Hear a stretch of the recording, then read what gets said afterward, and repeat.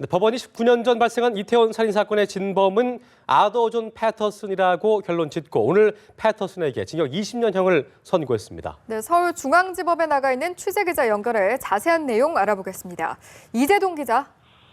네, 서울중앙지법은 이태원 살인 사건의 진범으로 기소된 아더 존 패터슨에게 유죄를 인정하며 징역 20년을 선고했습니다. 지난 1997년 4월 3일 22살 조중필 씨가 이태원의 한 햄버거 가게 화장실에서 아무 이유 없이 살해된 지 18년 하고도 9개월 만입니다.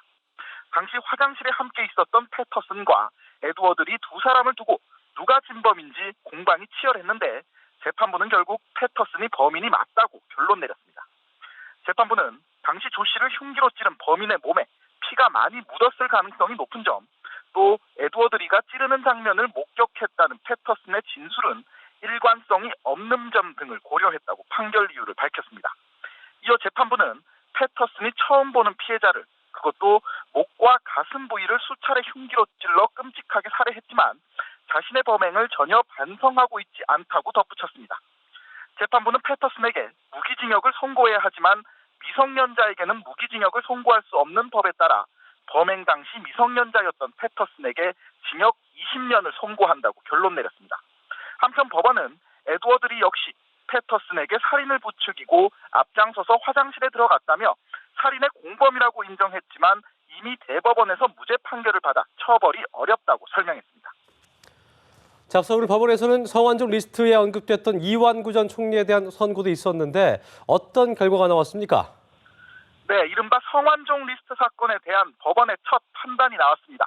서울중앙지법은 이완구 전 총리에 대해 성 전 회장으로부터 3천만 원을 받은 혐의를 유죄로 인정하며 징역 8월에 집행유예 2년을 선고했습니다. 법원은 성 전 회장이 죽기 직전 이 전 총리에게 금품을 건넸다는 내용이 담긴 인터뷰 녹음 파일 내용이 믿을만 하다고 판단 내렸습니다. 또한 이를 뒷받침하는 성 전 회장 비서진들의 진술 역시 여러 정황을 살폈을 때 신빙성이 있다고 봤습니다. 따라서 2013년 4월 4일 당시 국회의원 재보궐선거를 치르고 있었던 이 전 총리가 충남부여 선거사무실에서 성 전 회장으로부터 현금 3천만 원이 든 쇼핑백을 건네받았다는 검찰의 주장을 모두 받아들였습니다.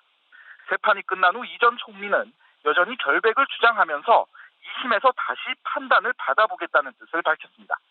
오늘 법원의 판단은 성완종 리스트에 함께 이름이 올라 재판을 받고 있는 홍준표 경남지사의 사건에도 영향을 미칠 것으로 보입니다. 서울중앙지법에서 연합뉴스TV 이재동입니다.